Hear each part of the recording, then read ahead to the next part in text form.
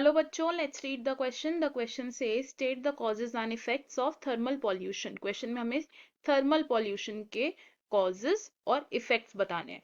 तो हमारा इस क्वेश्चन में जो की कॉन्सेप्ट यूज हो रहा है वो होगा थर्मल पॉल्यूशन. की concept is thermal pollution. Thermal pollution. अब जो थर्मल पॉल्यूशन होता है ये क्या है? जब हीटेड वाटर का डिस्चार्ज होता है इन द वाटर बॉडी, तो it is the discharge of heated water into the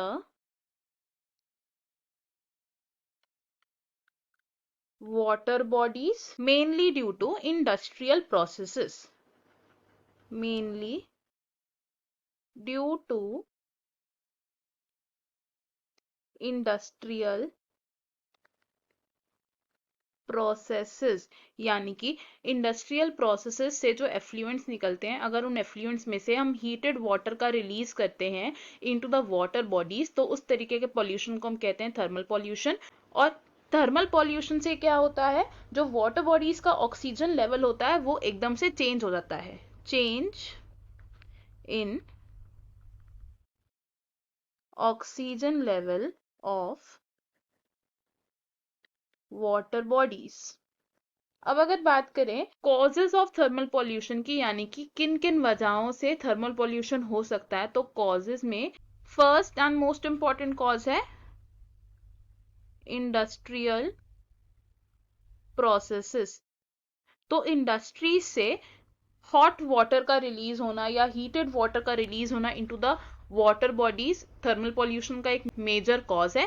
second cause की अगर हम बात करें तो it is a natural cause which is geothermal activity. तो अर्थ में अंडरग्राउंड वाटर की हीटिंग होना बिकॉज ऑफ जियोथर्मल एक्टिविटी भी थर्मल पॉल्यूशन का एक कॉज बन सकता है.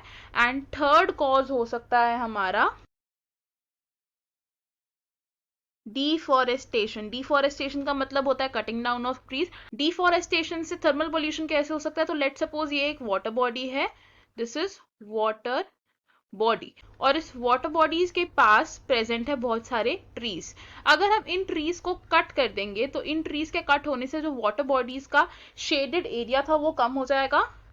शेडेड एरिया डिक्रीज हो जाएगा ऑन द वाटर बॉडी, जिसकी वजह से क्या होगा? सनलाइट डायरेक्टली स्ट्राइक कर पाएगी to the water body surface, जिसकी वजह से जो वाटर बॉडी का टेम्परेचर है वो इंक्रीज हो जाएगा.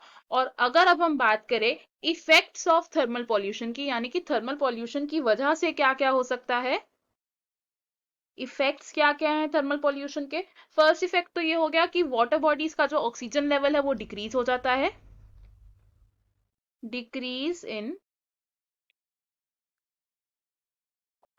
Oxygen level of water bodies. अब वाटर बॉडीज का ऑक्सीजन लेवल डिक्रीज हो गया तो उसकी वजह से क्या हो सकता है? बायोडायवर्सिटी लॉस हो सकता है.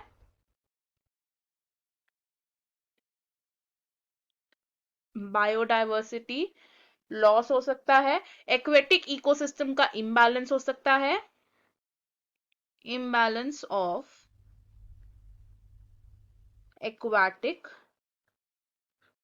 इकोसिस्टम.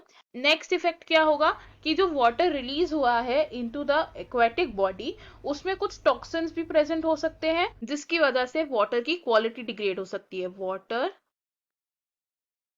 क्वालिटी डिग्रेडेशन हो सकता है because of the presence of toxins in the water released. तो हमने इस क्वेश्चन में डिस्कस किया the causes and effects of thermal pollution. I hope you have understood it. Best of luck. Thank you.